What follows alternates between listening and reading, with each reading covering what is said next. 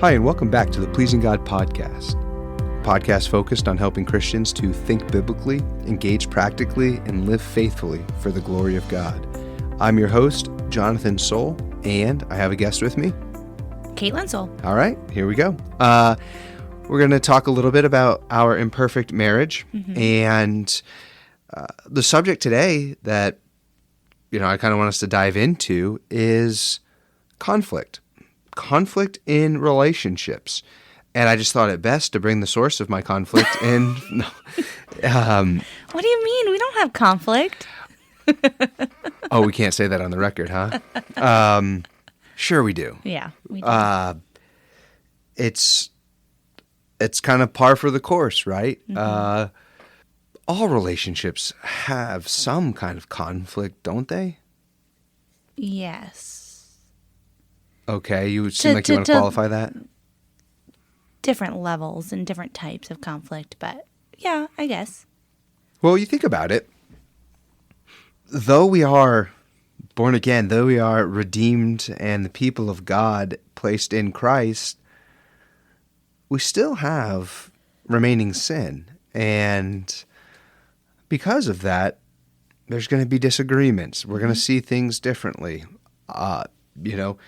You're going to want to go this way. I'm going to want to go that way. We're not always going to be on the same page all the time. And that can breed conflict. Yeah. I don't think we have to.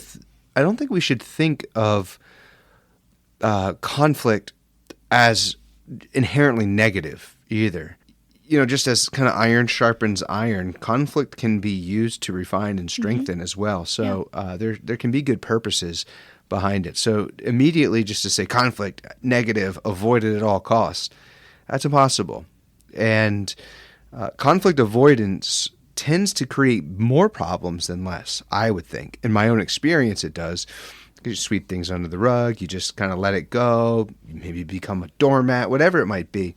And so the real, I think, skill in relationships, of any relationships, but especially in a marriage, is not avoiding conflict, but knowing how to navigate it well.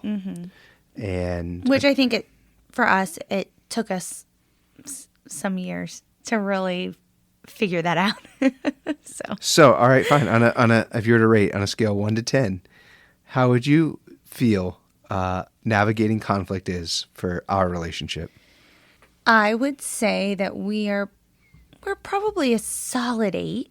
Nice. I would say we weren't always there, and we've been married 11 years. So I think there's improvement that could be done, but I think we've come a long way. Would you agree? Yeah, absolutely. Yeah. You've gotten easier. Well, you're not denying it. Well, no, I think part of that is true. I think just in who I am as a person has kind of grown and changed and evolved over the years. I think same for you. I think some things that I might have seen as kind of big things, really important things to me when we first got married, aren't so important. Learning to let the little things go a lot more. I think about what James says in James chapter 4, and I know he's not talking specifically about marriage. He's talking about kind of conflict and disagreements and divisions among believers. And he says, what causes quarrels and what causes fights among you? Is it not this, that your passions are at war within you? He says, you desire, you do not have, so you murder. You covet and cannot obtain, so you fight and quarrel. You do not have because you do not ask. You do not receive because you ask wrongly. You spend it on your passions. And he says, you adulterous people, do you not know that friendship with the world is enmity with God?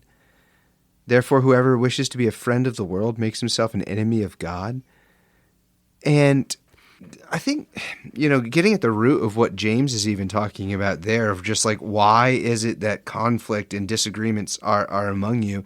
And it's oftentimes because we want to put ourselves first. Totally. And I want what I want, and I want it now. And I'm, oftentimes I think, when I'm the source of conflict, it's because I'm so focused on that thing or what I desire that I almost get tunnel vision. and this is what we're doing. This is what I want to do. And I haven't really even thought through every other kind of possibility or scenario. Right. And so it's oftentimes, I think for me, when I get fixated on something and my attitude is get on board, you know, which I will say is wrong. Yeah. It's not a healthier approach. Leading does not mean dictating. And the best leaders are not dictators. For the best leaders, the followers want to follow in that way too. Yeah. And I think that's true in a marriage. That's true as a male in a marriage, and understanding that. So, just in James's sense here, he's like, when your passions overrule and your passions are for yourself, that begins the recipe for conflict, discord, and the dreaded cycle of disaffection that we could fall into in a marriage. I mean, what are some other thoughts, maybe sources of conflict that you can think about, maybe coming up from your side? I would say expectations not being met. Definitely, certainly at the beginning, I had a lot of expectations. And some of them I didn't even communicate to you. I just had them in my mind. And that was a lot of times was just the biggest source of conflict for us. And I would say that can continue even now, kind of expecting you to do something around the house or expecting you to meet a certain need or want from me. Yeah, I would say setting too high of expectations is probably a source of conflict on my end. And then being upset when you don't follow through, even though a lot of times they're not even communicated. Sure. Yeah, I could see that. We've lived that.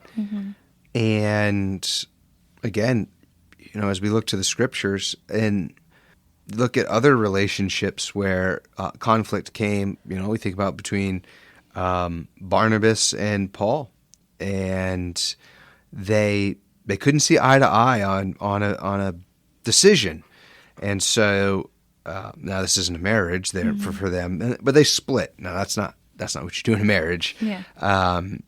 But you saw conflict,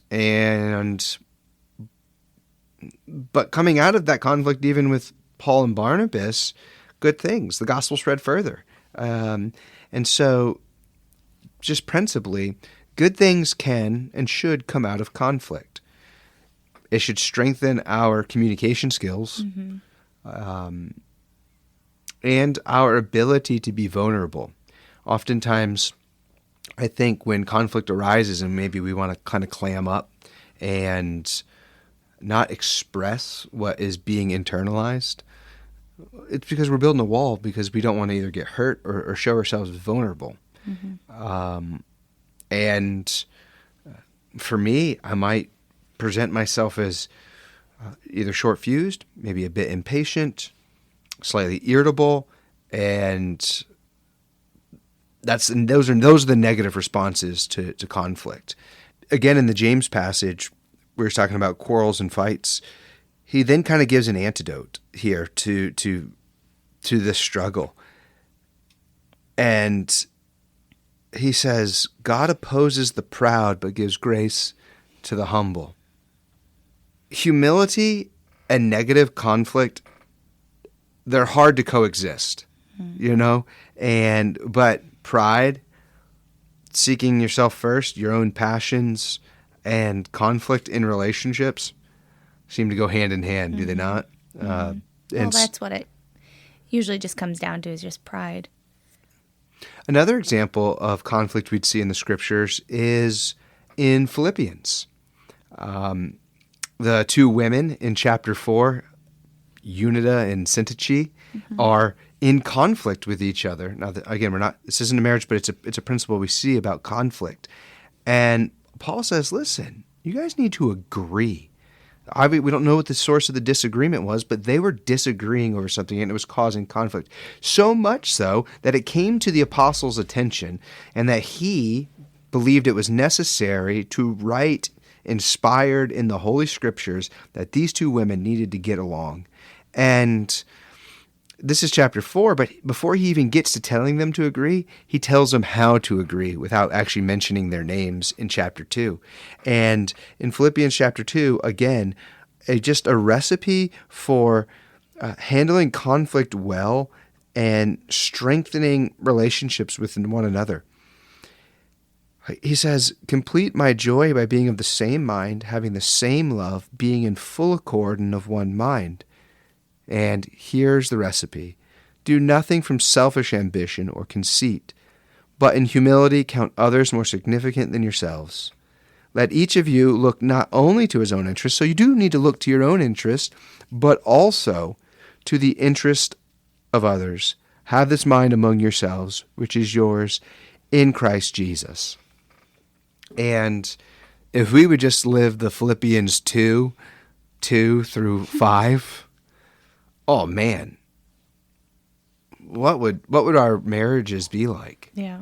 Again, Paul talks in another place with outdo one another in showing honor, not outdo one another in saying me and mine, because I want, therefore you need to give. Yeah. That's a challenge. Yeah. So as we've talked, just kind of looking at some references from the Scriptures and kind of thinking biblically, what are some practical things that you could say to maybe someone listening, a married couple, or just somebody who's like, hey, I've been struggling with conflict, and maybe they're the source, or they find themselves at the center of it a lot, or they don't know how to respond, they clam up. What type of advice would you be able to give somebody that would help them to seek to navigate the waters of conflict well? A couple things come to mind.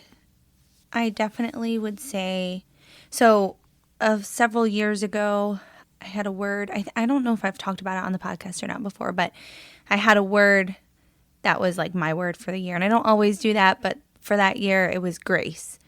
Actually, it was grace upon grace. That was kind of just my phrase. I had that on my phone all the time, like grace upon grace.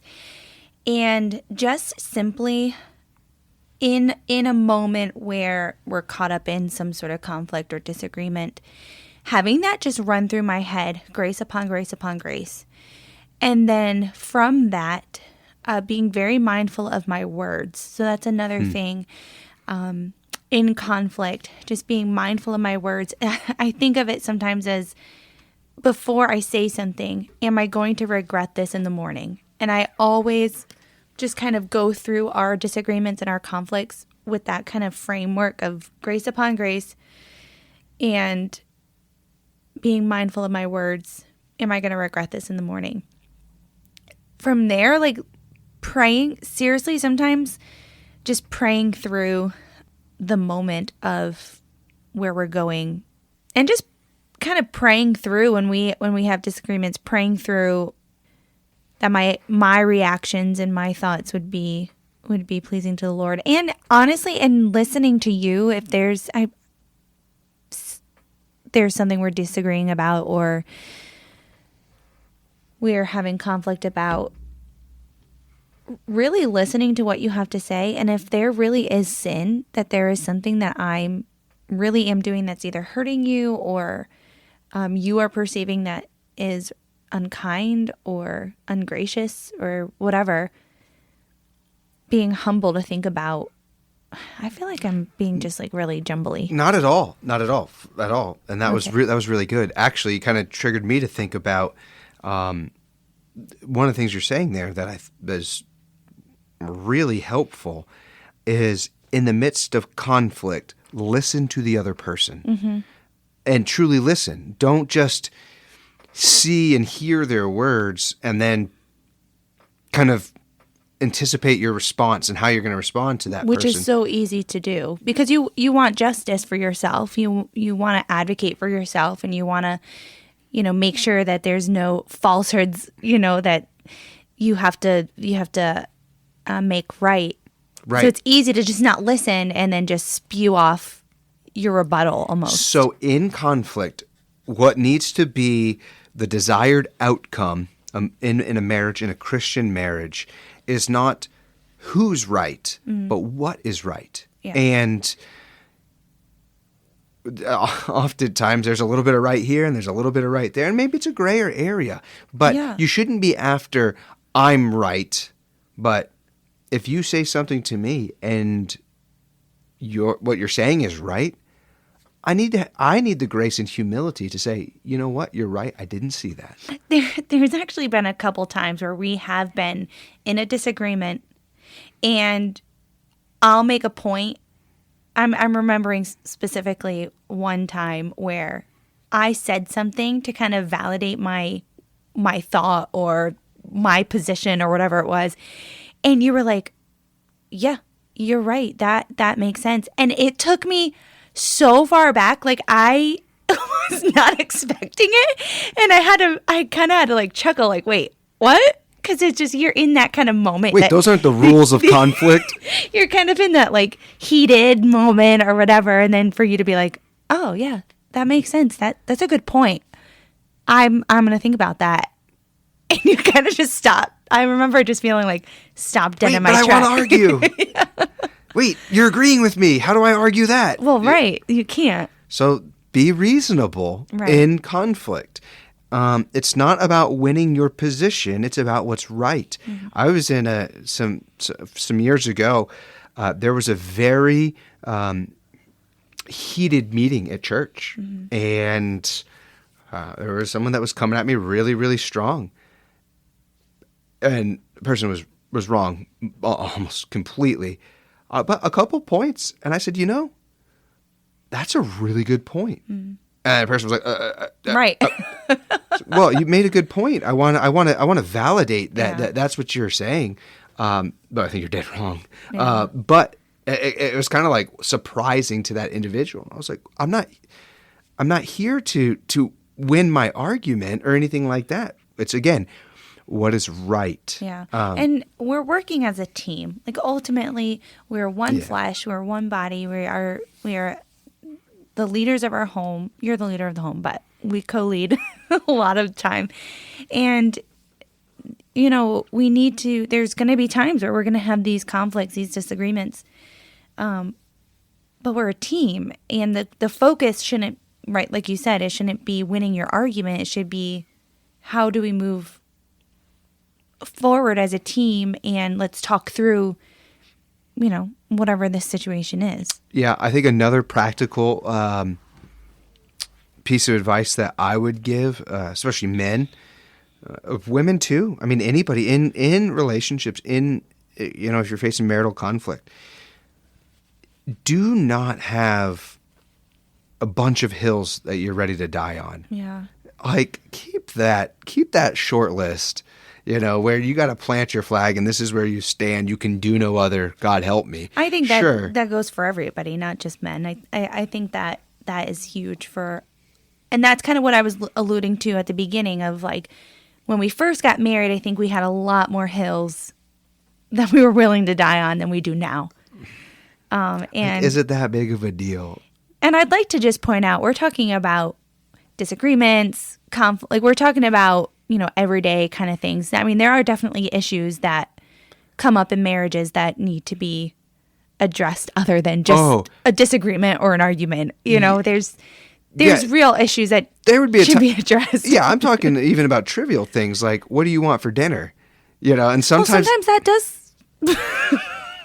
I'm glad you can't see, and this isn't video recorded because.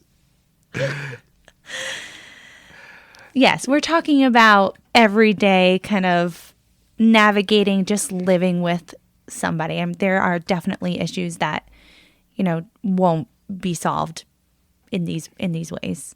Yeah, but we also don't want to make it sound like we're advocating that every day is a constant flow of conflict. Like, Not saying that either. That's not healthy. No, that's not healthy. That's not No, a that's healthy not marriage. But when it comes up, knowing how to navigate it. Yes. When you were talking, it reminded me of Colossians 4:6, where Paul says, "Let your speech always be gracious, seasoned with salt, so that you may know how you ought to answer each person. Be slow to speak, quick to listen." Yeah. One thing that you and we tell people all the time is be hard to offend. Be someone that's hard to offend. And I think we take that also into our marriage. A lot of times we just be hard to offend. Yeah. Another one, when in doubt, always assume the best. Oh, yeah. Always assume the best in the other person when in doubt. Love believes all things does not mean that whatever someone else tells you, you have to, because you love them, have to believe exactly what they say.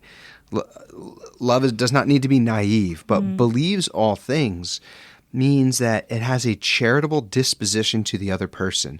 So when in doubt, I'm going to believe you. Unless, obviously, I'm given reason otherwise. Yeah. And so I think that's important to think about, too, is a hermeneutic of skepticism in the relationship will always breed conflict. Yeah. If you are always being skeptical of the other person, distrust breeds conflict.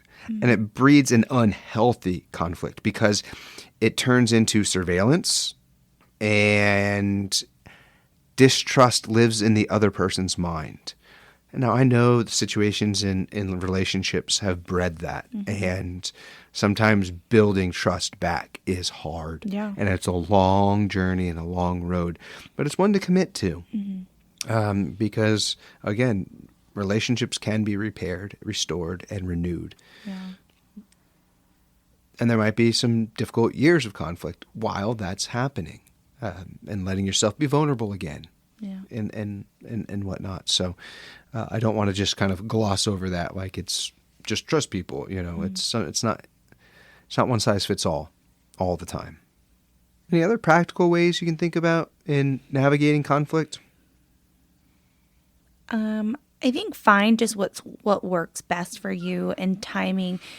You know, I know coming upstairs when you're working at 9:30 in the morning is not going to be a time where we're going to be able to hash something out. I think just kind of learning times where, you know, you do need to talk through something when it's appropriate to, you know, we will have every so often when we do have a disagreement or conflict, sometimes it does happen to be in front of the children and they see that, but also showing them what it looks like to have reconciliation. And, you know, we've made it a point that when that does happen, for them to see the reconciliation, but also to have them see us hug and be affectionate afterward as well, to show them what it's like to have healthy conflict, healthy resolution. And that's been very important to us, I know. But just finding the times that are an appropriate time to talk when one of us is super tired or super overwhelmed or I'm cooking dinner, those might not be times to hash something out. And so just, I think those are things you just learn over time. You learn your person over time. Yeah, when I think about the three big killers of marriage, it is lack of intimacy, finances, and poor communication. And find a marriage that's falling apart. Show me a marriage that's falling apart, and you don't have to tell me anything about it. And I can tell you one of those three things, if not two, or all three, are alive and well. And so oftentimes it starts with poor communication, maybe some financial struggle, lack of intimacy, and then you're on the cycle of disaffection and you're living in conflict. And, you know, the man wants to work more hours because he doesn't want to go home, and she wants to just do all kinds of things, or maybe the finances go crazy because what does she want to do? She wants to spend money. Maybe that's a way in which, you know, she gets her outlet or gets her to feel good. No, I'm not. I'm generalizing, and it's going to be different in other cases.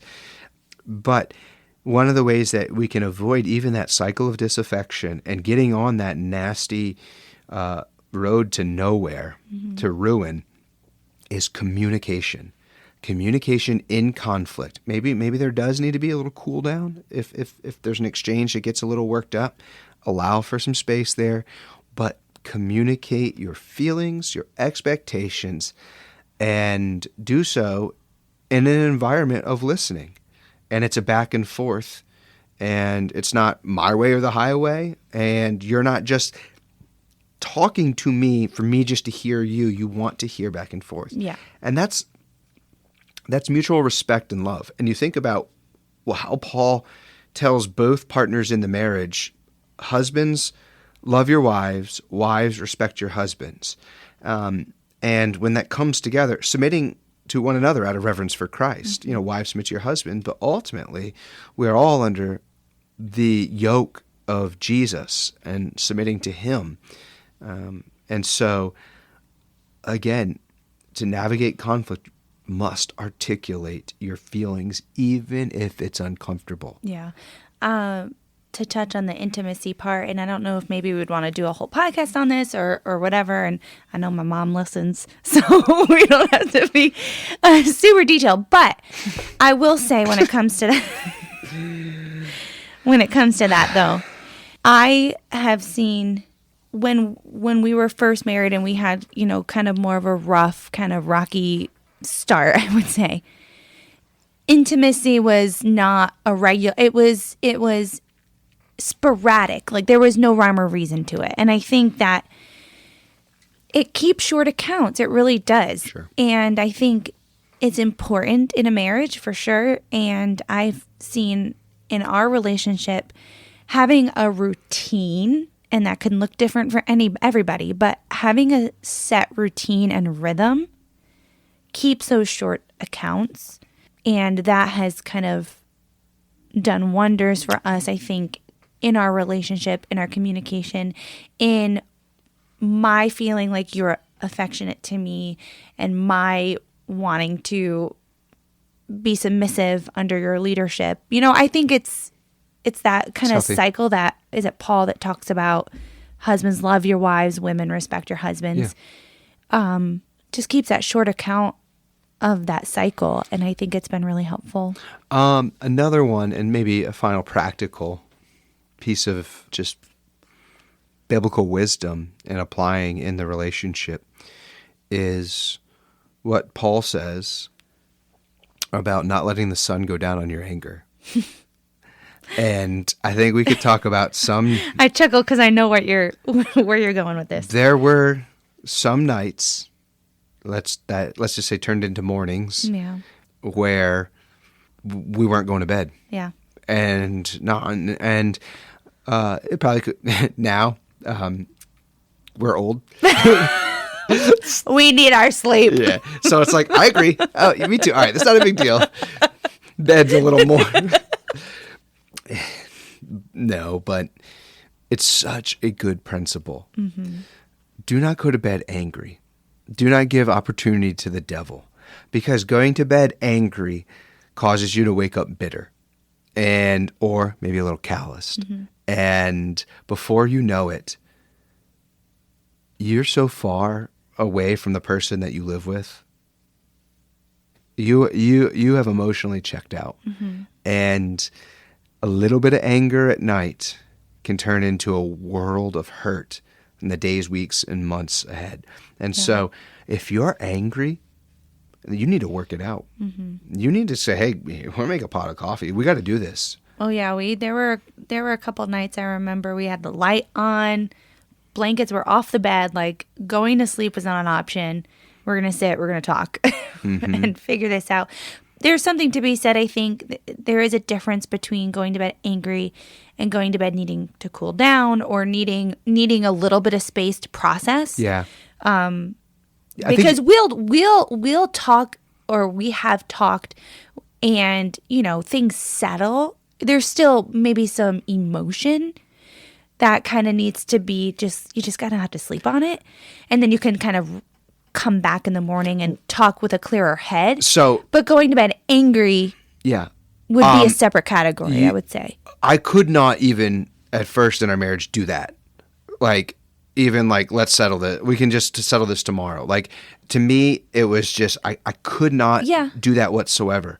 And to a fault, actually. Yeah. I would say that was a very negative trait of mine. Because oftentimes I would just keep saying the same thing over and over again, right? Right. And you're like, John, we're not getting anywhere. And I'm like, we need to fix this, or whatever it is. And I think you helped me to realize that we can come to maybe a mutual agreement on a matter, and not that it's totally resolved, but we have at least said, hey, let's talk in the morning, and be okay with that. Yeah. And that's not saying going to bed angry. That's not saying going to bed with unresolved conflict. If there is mutual agreement, not that, hey, well, let's just deal with this never again. Yeah. That's not what we're talking about. You're no good when you're mentally and emotionally exhausted at some points too. Like, getting that sleep, like you said, kind of getting to a point where you guys where you can talk without kind of that emotion, kind of settling it for the moment. And I have found, I don't know if you would agree, that when we do have to do that in the morning, it kind of is just one of those things where, like, I was stupid, you were stupid. Like, really? Like, things get clearer in the morning, Remember when I sent you the Forrest Gump? Can we talk about that for a second? We got into an argument one time because was I pregnant or did I have a new baby? I think I had a new baby. And he booked a cabin, like this, like camping rustic cabin for like 4 days. And I was like, I am not going camping with a newborn, or there was something. I was either super pregnant, or we had just had a baby. It must have been Hazel. She was just a few months old or something. It was May. Do you remember? It was May. So she was like a young baby, an infant. And I was like, nah, I'm not. We didn't even have that. much equipment either. We had no camping experience at that point. Not like where we're at now. And I was ticked. I was not happy about this at all. Very upset. Like, I'm pretty sure I was cold shouldering you. I was like, this is not happening. I refuse, but like, you're the leader, so I got to do it. But like, I don't want to do it at all. And I remember where I was when I got your text. The next day. I was in the parking lot of Kohl's, I believe, like the next day. And I got a text from you, and it was like a meme of Forrest Gump saying what? I'm a very stupid man, or something like that. I'm not a very intelligent man. And you were like, I just canceled our booking. I was like, yes.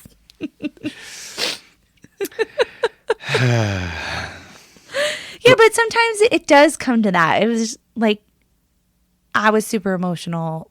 Yeah, that was one of those times where, you do what is right in your own eyes, and then you wake up the next day and you're like, yeah, now I gotta tell her that I'm dumb. Well, we've talked about conflicts, some examples in the scriptures biblically, talked about engaging it practically. And so as we just kind of wrap this up, how do we live faithfully? You need to see your partner for who he or she is. And that's first an image bearer of God, and also one who's been redeemed by Christ. And so you must treat that other person with the dignity, value, and the worthiness that is due to them by nature of their image and their recreation in Christ. And so when two sinners say I do, and they commit to walking down this light momentary affliction at times, it's a beautiful thing. And ultimately, as Paul says, this mystery is Christ and his church. It's a reflection of the gospel. And that's how husbands are to love their wives, and wives in submission to their husbands, in respect. But seeking to have a healthy relationship that glorifies God to, between ourselves and to those around us, so that we can be a blessing to people. And so those are just some ways of kind of faithfully using your marriage to please God. Mm-hmm. Any final thoughts? No, I feel like we probably just skimmed the surface of this, but I think what we covered was great. Great. It's always good to sit down and talk with you and think about some of these important things and how they can even, help our marriage. I'm sure that next time we're having some conflict, you're going to be like, listen to that podcast. So I got to listen to your own words, No. Okay. Well, that's great. I love you. All right. Well, I want to thank you for listening to the Pleasing God podcast. If you have any questions, I would love to hear from you. You can reach out at questions@pleasinggodpodcast.org. And remember, 1 Thessalonians 4:3, this is the will of God, your sanctification.